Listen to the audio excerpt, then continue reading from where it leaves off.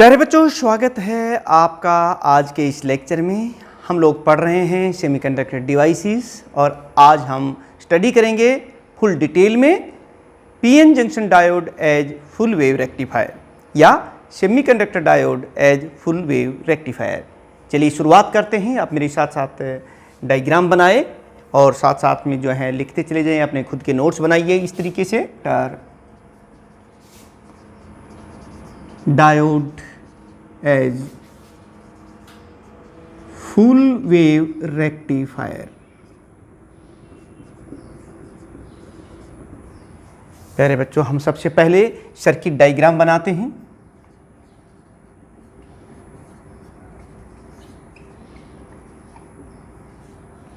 इसमें हम जैसा कि हमने पिछले लेक्चर में पढ़ा था, हाफ वेव रेक्टिफायर में एक सिंगल पीएन जंक्शन डायोड का यूज किया था। यह हम दो सेमीकंडक्टर जो डायोड है उनका यूज करेंगे। किस तरीके से वो देख लीजिए।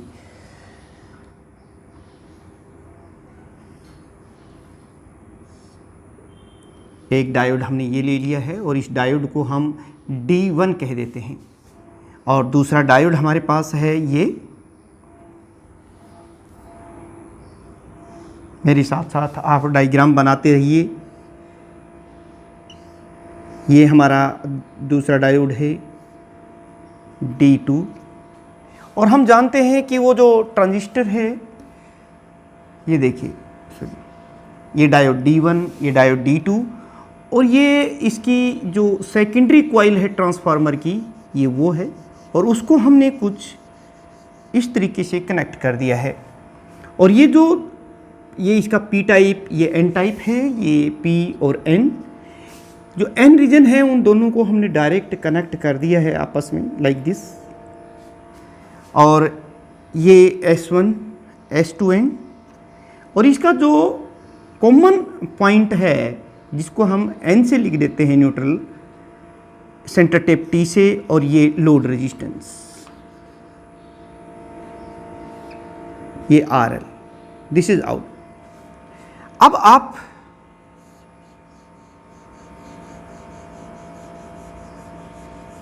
इसको इस तरीके से,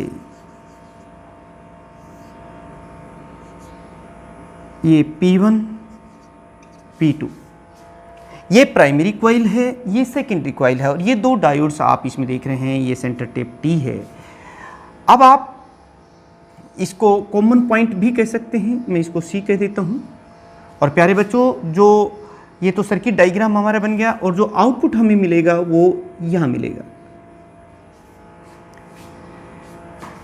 Now let us see the procedure or working.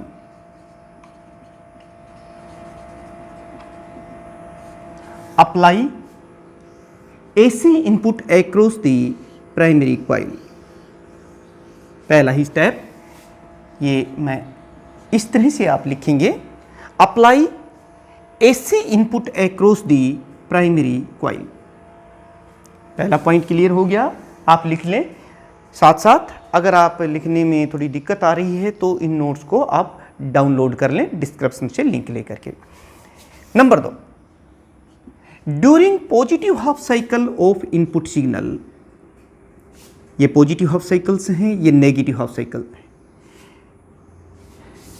है। During positive half cycle of input signal, this end S1 becomes positive with respect to S2।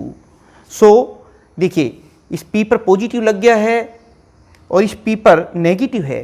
So this diode D1 becomes forward bias and D2 becomes reverse biased.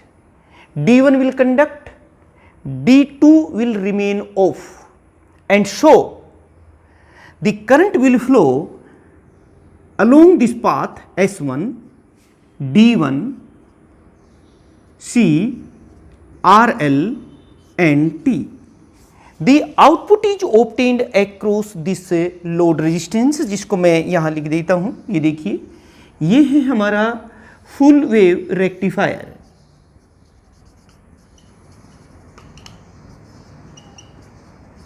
आप देख लीजिए, और ये input हम apply, जैसा कि यहाँ देख रहे हैं, ये हमारे इनपुट सिग्नल है और यहाँ हमें आउटपुट मिलेगा। तो दिस इज द आउटपुट। ये AC इनपुट है और ये रेक्टिफाइड आउटपुट है। फिर सुन लीजिए, पहला पॉइंट क्लियर होगा और अब दूसरा भी हो गया है। अब थर्ड पॉइंट में आप क्या लिखेंगे? During negative half cycle of input signal the S2 becomes positive with respect to S1 and so the P of D2 becomes positive and P of D1 becomes negative. So this diode D2 becomes forward biased and this D1 becomes reverse biased. D2 will conduct, D1 remain off in this case, and so the electric current flow along this path S2 D2 C RL T like this, and the output is obtained across the load resistance like this. Cycle repeats, उसके बाद फिर positive half cycle आएगी और फिर से हमें current इस path के अलोंग मिलेगा। और ये देखिए, और इस तरीके से नेक्स्ट पॉइंट हम लिखेंगे, we note that output across the load resistance is obtained for both the half cycles of the input signal. Question अगर आपसे पूछा जाता है कि why the full wave rectifier is called so, तो आप क्या लिखेंगे? The full wave rectifier is called full wave rectifier because the output is obtained for the both the half cycles of the input signal or for the full cycle of the input signals like this. ये हमारी working. The nature of the input and output is as shown. This is input, AC input, and this is the output is given by. इसको हम कैसे लिखेंगे? आप जानते हैं कि ये हो जाएगी V equal to V naught sine omega t। हम आउटपुट वोल्टेज अगर चाहिए तो यहां पर हम इस चीज को इस तरह से भी लिखेंगे, if RL is the load resistance, RF is the dynamic resistance of diode, दोनों ही डायोड के when they are forward biased.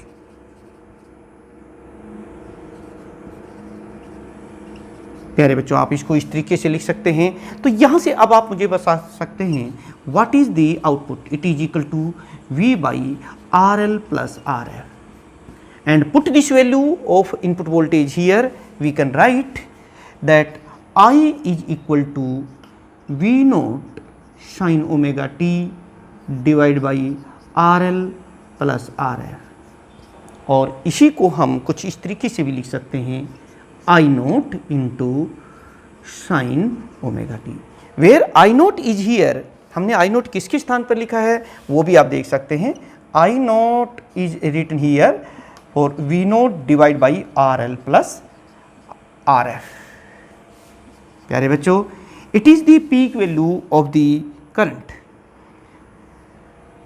अब हम इसी semiconductor diode full wave rectifier से संबंधित कुछ टर्म्स, जैसा कि हमने हाफ वेव रेक्टिफायर के केस में पढ़ा था, वन बाय वन करके हम वो पूरा मैथमेटिकल जो कॉन्सेप्ट्स हैं वो equal to I naught sine omega t। ये कब है? जब t की वैल्यू 0 से ज़्यादा और t बाई 2 से कम है। और ये देखिए, जब t बाई 2 से t जब ये माइनस में हो जाएगा, यानी कि ये जो चीज़ हो जाएगी minus I naught into sine omega t। ये होती है जब t की वैल्यू t बाई 2 से ज़्यादा और t से कम, यानी कि इस साइकिल के लिए जब हम करंट की बात करेंगे तो ये वाली करंट लेंगे, और जब ये t बाई 2 से t की बात करेंगे सेकेंड हाफ साइकिल के लिए तो ये बात करेंगे। तो सबसे पहले चलिए हम लोग फाइंड आउट करते हैं कि what is the average value. Average value कह दीजिए इसे, और डीसी वैल्यू ऑफ करंट। तो प्यारे बच्चों, आप लोग इसको इस तरह से लिख सकते हैं, I average it is equal to 1/t 0 to t into I into d t. ये देखिए, ये फुल साइकिल के लिए हमने बात कर ली है, फुल साइकिल की निकाल के टी से डिवाइड कर दिया ये। अब put these two values here, और इसको हमने दोनों ही हिस्सों में डिवाइड भी करना पड़ेगा। हम इसको इस तरह से लिखेंगे, it is equal to 1/t into, ये देखिए 0 to t/2, और इस i के स्थान पर जब 0 से t/2 टाइम होता है तो हम ये करंट लिखते हैं, और आई नोट हम पहले ही बाहर ले लेते हैं, आई नोट इज टेकन बाय, और यहाँ पर हम लोग लिखेंगे sign omega T into d T. अब फिर नेक्स्ट प्लस हाफ साइकिल थी, लेकिन क्योंकि यहाँ पर माइनस है सेकेंड हाफ के लिए, इसलिए हम इसको प्लस ही कर लेते हैं, और यहाँ माइनस आ जाएगा, और ये देखिए t/2 टू t, और आई नोट तो हमने पहले बाहर ले रखा है, और इसको आप लिखेंगे sign omega T into d T.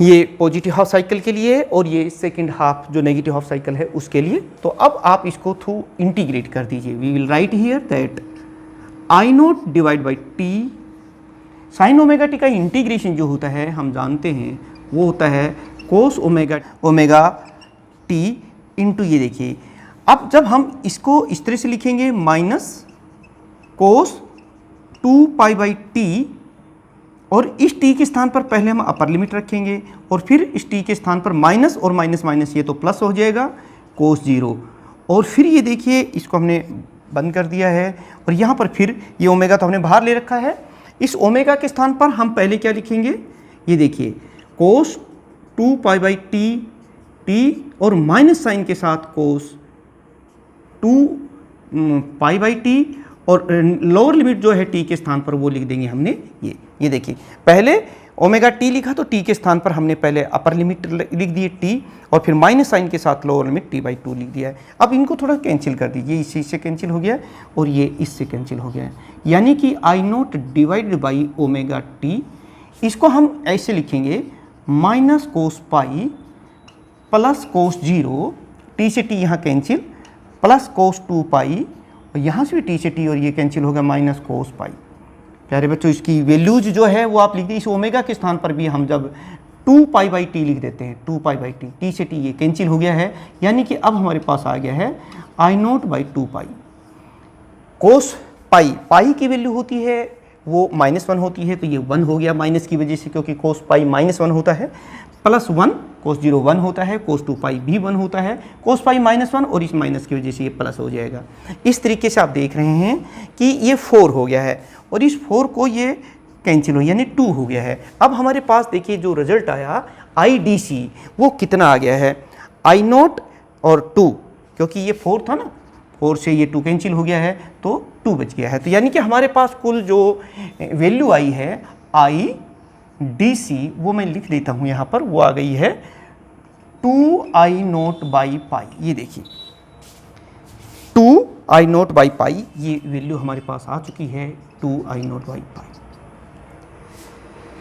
Similarly अगर हमें DC वोल्टेज चाहिए तो वो भी इसी तरीके से आ सकती है कि VDC it is equal to 2V naught divide by pi. हाँ, फिर रेक्टिफायर के केस में क्या था, वही root mean square value of current, क्योंकि इसमें हम दोनों हाफ साइकिल्स के लिए आउटपुट मिल रहा है, तो हम दोनों ही साइकिल 0 से t/2 और t/2 टू t दोनों को हम कंसीडर करेंगे। और ये देखिए इसको हम इस तरह से लिखेंगे आई रूट मीन स्क्वायर, इसकी जो वैल्यू हम निकालें स्क्वायर ले लेते हैं, बाद में रूट लेंगे 1/t, इसको हम इस तरीके से लिखेंगे, ये देखिए 0 to t, पूरी फुल साइकिल ही लिख लेते हैं इंटू dt। और i की वैल्यू हम पहले रूट मीन स्क्वायर वैल्यू निकालने के लिए इस i की वैल्यू दोनों ही हाफ साइकिल्स के लिए इस टाइप से लिखेंगे, यानी कि कैसे, देखिए I root mean square value का square it is equal to 1/t, ये हमने बाहर ले लिया है, ब्रैकेट लगा दी है। अब i के स्थान पर क्या है, क्योंकि स्क्वायर करेंगे तो आई नोट स्क्वायर हम पहले ही बाहर ले लेते हैं, आई नोट स्क्वायर, और यहां पर हम लिखेंगे दो हाफ साइकिल्स में डिवाइड कर लेते हैं। 0 से t/2 के लिए कौन सी वैल्यू थी, ये आई नोट स्क्वायर तो हमने बाहर ले लिया है, और यहाँ पर हम लिखेंगे sine square omega T into d T. और फिर नेक्स्ट हाफ साइकिल के लिए जो है वो है t/2 से t, क्योंकि यहाँ प्लस था लेकिन ये माइनस साइन की वजह से हमने यहाँ पर लिख दिया है साइन स्क्वायर ओमेगा टी और इंटू डी टी ब्रैकेट बंद। इसको सोल्व कर देते हैं। ये देखिए, आप इसको हम डायरेक्ट सोल्व नहीं कर सकते तो पहले फार्मूला लगा दीजिए ऐसे, I naught square by T 0 to t/2 और साइन के स्थान पर लिखेंगे 1 minus cos 2 omega T divide by 2 omega, ये हमने साइन स्क्वायर ओमेगा टी के स्थान पर लिख दिया है, इंटू डी टी माइनस यहाँ पर भी हम ऐसे ही लिखेंगे t/2 टू t और यहाँ पर लिखेंगे 1 minus cos 2 omega t/2 limits 1 इस तरीके से। अब देखिए दो इन दोनों में है तो क्यों हम बाहर ले लेते हैं, 2 is taken out from these two equations और अब ब्रैकेट को खोल दीजिए और साथ साथ में इंटीग्रेट भी कर दीजिए।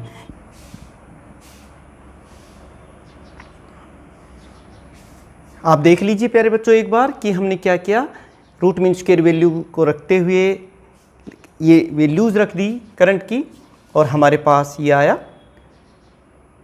फिर हमने इसको पहले ब्रैकेट्स को खोल दिया है, 1 यहाँ पर जो इंटीग्रेट करेंगे तो t हो जाएगा, तो t के स्थान पर t/2 माइनस 0 लिखेंगे तो यहाँ पर t/2 हो जाएगा। यहाँ माइनस साइन है, कोस का इंटीग्रेशन हमने किया, जो इंटीग्रेशन करते हैं तो वो ये हो गया। फिर यहाँ पर भी ये देखिए प्लस और फिर यहाँ पर ये माइनस साइन है, वही चीज़ यहाँ पर हमने लिख दी है। ये देखिए साइन 2 ओमेगा t/2 ओमेगा और लिमिट्स वही हैं, ये जो t/2 टू t और ब्रैकेट बंद। प्यारे बच्चों इसको एक बार हम फिर सोल्व कर लेते हैं। यहाँ पर मैं इनको मिटाता हूँ। यहाँ पर हमारे पास बचता है आई नोट स्क्वायर बाई 2t हो गया है ये, और यहाँ पर देखिए ये t/2 है, ये हमने t/2 लिख दिया है, t/2 यहाँ पर है, t/2 यहाँ पर है, तो ये कुल कितना हो गया है, we can see that is t और माइनस ये दोनों ही वैल्यू जो है आप देख रहे हैं यहाँ से 1/2 ओमेगा, 1/2 ओमेगा हमने कॉमन ले लिया है और इसको इस तरह से लिखेंगे साइन 4π/t और अपर लिमिट रखेंगे तो वो t/2 और माइनस साइन 0 और ये देखिए उसके बाद माइनस ये फिर से है 1/2 हमने कॉमन ले लिया है। लिमिट्स क्या है यहाँ पर, sign 4π/t upper limit t है और माइनस साइन के साथ साइन 4π/t और लिमिट्स है t/2, ब्रैकेट को बंद कर दिया है। यहाँ से देखिए t से t कैंसिल, 2 से 2, तो साइन 0 की वैल्यू भी 0 होती है और साइन 2π की वैल्यू तो ये टर्म 0 हो गई है हमारी। ठीक ऐसे ही यहाँ पर भी जैसे t से t कैंसिल हो गई है, 2 से 2 तो 2π, तो साइन 2π ये भी कैंसिल हो गया है। तो आप देख रहे हैं कि यहाँ पर भी ये 4π, साइन 2π की वैल्यू 0, साइन 0 की वैल्यू 0, साइन 4π और साइन 2π, तो ये टोटल टर्म जो है ये 0 हो जाएगी। या हमारे पास जो बचता है वो देखिए I naught square by 2t into ये t हो गया है, t से t कैंसिल हो गया है और इस तरीके से हमारे पास जो रूट मीन स्क्वायर वैल्यू आएगी वो हो जाएगी आई नोट और स्क्वायर रूट लेंगे, 2 बच गया है नीचे तो फिर 2 रूट। तो this equation give the I root mean square value of the current, और इसे हम कभी जब ज़रूरत पड़ेगी तो हम वो लिख लेते हैं यहाँ पे I root mean square and it is equal to I naught by √2। Similarly हम वी रूट मीन स्क्वायर भी निकाल सकते हैं और ये हो जाएगी वी नोट बाई √2। है रेक्टिफायर, फुल वे रेक्टिफायर वो निकालेंगे, लेकिन उसके लिए हम ये देखेंगे कि इनपुट पावर कितनी है, यानी power supply to the power supply to rectifier, rectifier को सप्लाई कितनी यानी एसी इनपुट कितनी होगी आप देख सकते हैं वो कितनी होगी, वो हम निकाल लेते हैं यहाँ से। वो हो जाएगी, पावर का फार्मूला होता है आई स्क्वायर आर, तो ये कितना हो जाएगा I root mean square into resistance, resistance में लोड रेजिस्टेंस प्लस जो dynamic junction resistance when this diodes are forward bias, तो ये लिख दिया है।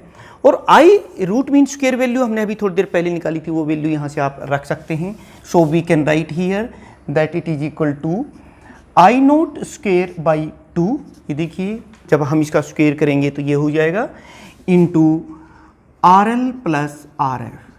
ये तो हो गया एसी इनपुट, यानी कि this power supply which is given to this full wave rectifier. अब ये कहेंगे इस लोड रेजिस्टेंस के अक्रॉस जो हमें आउटपुट मिल रहा है वो पावर कितनी है, यानी output power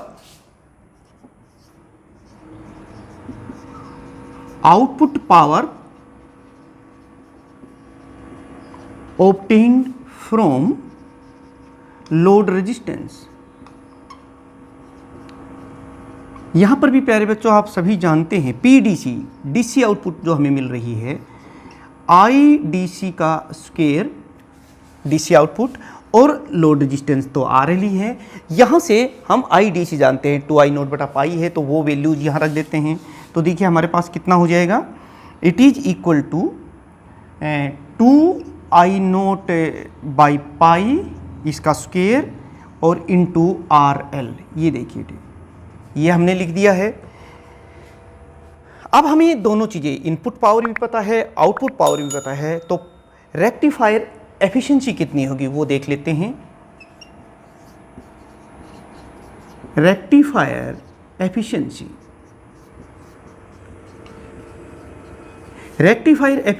is power, output power जो हमें डीसी पावर जो है लोड रेजिस्टेंस के अक्रॉस मिल रही है वो, डिवाइड बाय जो इनपुट पावर एसी है वो, और multiply by 100। Now put this value of DC from this equation and PAC input power from this equation and solve it, so we can write ही here. तो देखिए हम इसको आप कैसे लिखेंगे, जो हमारी एफिशिएंसी पावर आ, ये देखिए it is equal to P D C, ये है वो फार्मूला, ये वाला आप देख सकते हैं। इसको मैं लिख देता हूँ, 4 स्क्वायर करने से आई नोट का स्क्वायर में, ये इसके स्थान पर लिख रहा हूँ पी डी सी, आप देखते जाइए मेरे साथ साथ लिखते जाइए, पाई का स्क्वायर और इंटू आर एल, ये देखिए। और नीचे हम लिखेंगे पी ए सी, और ए सी की जो पावर थी वो आपके सामने ये है, ये लिख दीजिए, यानी कि आई नोट स्क्वायर बाई 2, और नीचे ये है ही R L plus R F.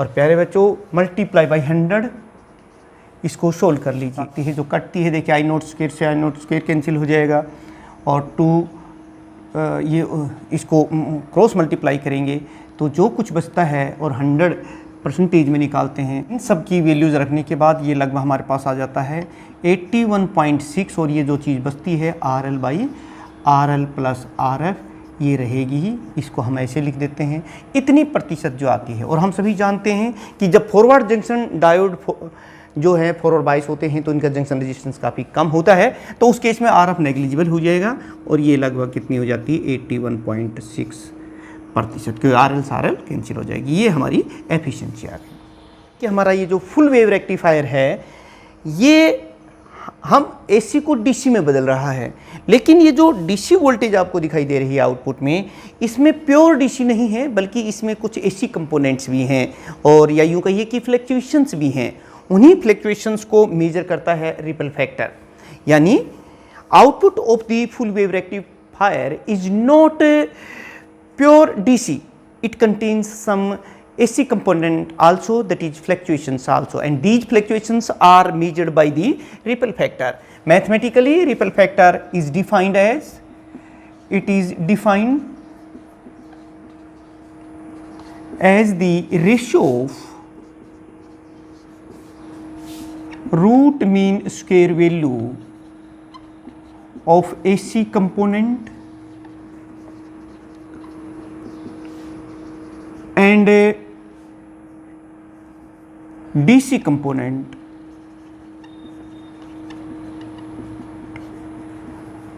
in output. It is denoted by R, and it can be written here that I root mean square dash लिख देते हैं divide by I D C. प्यारे बच्चों हम लोग जानते हैं पहले से ही, इसमें ये चीज़ वैल्यू निकालने के लिए आई रूट मीन स्क्वायर वैल्यू देखिए, हम ये जानते हैं कि आई रूट मीन स्क्वायर जो इनपुट वोल्टेज जो एसी कंपोनेंट हमने यहाँ लगाया था उसका कुछ हिस्सा आउटपुट में डीसी कंपोनेंट के रूप में है और कुछ एसी कंपोनेंट में। जो एसी कंपोनेंट के रूप में है वो है आई रूट मीन स्क्वायर का स्क्वायर प्लस, और जो डीसी कंपोनेंट के रूप में है वो ये, यहाँ से ये वैल्यू यहाँ से निकाल लीजिए, I root mean square dash it is equal to, इसका square it is equal to, ये देखिए इस को हम लेफ्ट साइड में ले आते हैं, यानी कि आर रूट मीन स्क्वायर का square minus I D C का स्क्वायर, ये देखिए। और अगर हम रूट्स के रूट ले लें यहाँ पर तो आप इसको इस तरीके से लिख लेंगे। अब देखिए हमारे पास ये चीज़ आ गई है। Now put this value of I root mean square value in this equation we can write. अब आप इसकी वैल्यू रख दीजिए, ये देखिए, क्योंकि I root mean square value minus I D C का स्क्वायर, और ये डी सी है इसको भी हम स्क्वायर में ही ले लेते हैं, ये देखिए, और सारे की पावर 1/2 ले लेते हैं, क्योंकि इसकी पावर तो 1/2 थी। अब ये जो आई डी सी है इसको भी हमने स्क्वायर रूट में ले लिया है। देखिए यहाँ से हम इसको लिखेंगे I root mean square divide by I D C का स्क्वायर माइनस 1, क्योंकि आई डी सी से आई डी सी यहाँ कैंसिल हो जाएगा। लिमिट्स यहाँ पर भी हमारी 1/2 ही है।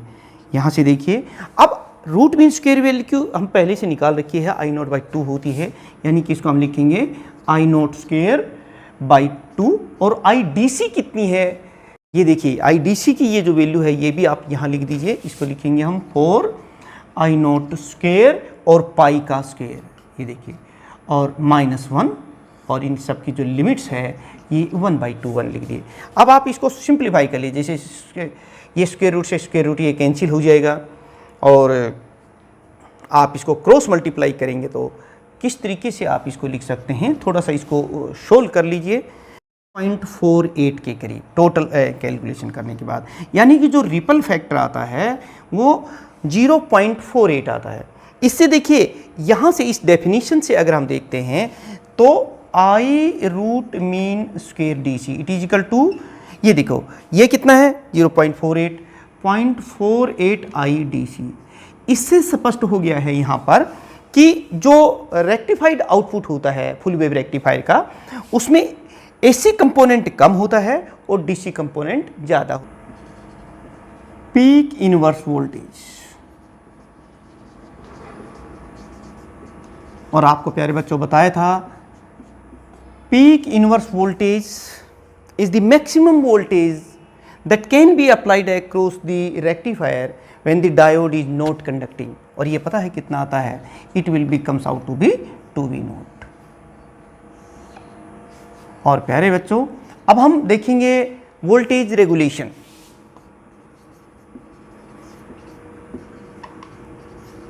वोल्टेज रेगुलेशन की it is defined as the variation in DC load voltage with DC current। प्यारे बच्चों हम जानते हैं यहाँ से देखिए IDC किसके बराबर होता है। We know that IDC is equal to, आप इसको लिख दीजिए, वो है 2I0 डिवाइडेड बाई पाई, ये है।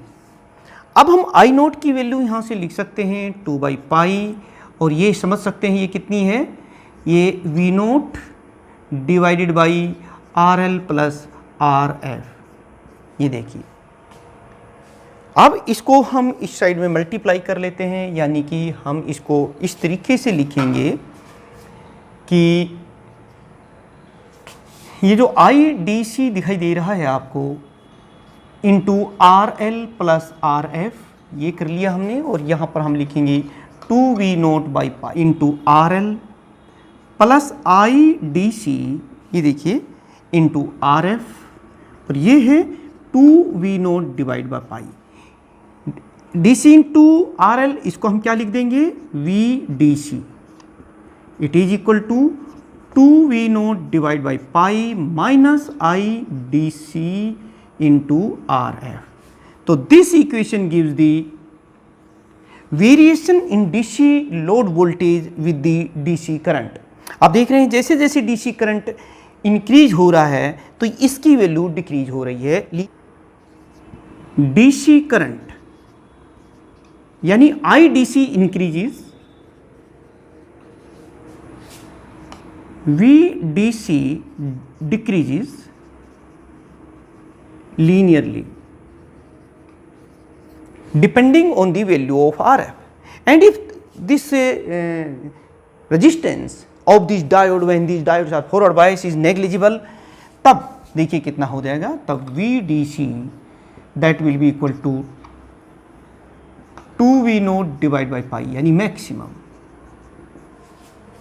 तो प्यारे बच्चों, थोड़ा सा ये लेक्चर जो है थोड़ा तो क्या कहेंगे काफ़ी लेंदी हो गया है, लेकिन फुल वेव रेक्टिफायर और सेमीकंडक्टर हमें पढ़ना था, इसमें पूरा कुछ कवर करना था, सारे इंटरलिंक्ड टर्म्स थी तो उन्हें भी आज पढ़ना था, तो थोड़ा सा ज़्यादा ज़रूर हो गया है, लेकिन ये आपके लिए बड़ा हेल्पफुल रहेगा. आप इस पूरे लेक्चर को ध्यान से सुनिएगा, देखिएगा, अपने नोट्स बनाइएगा, और नोट्स का लिंक भी आपको जो है डिस्क्रिप्शन में मिल जाएगा.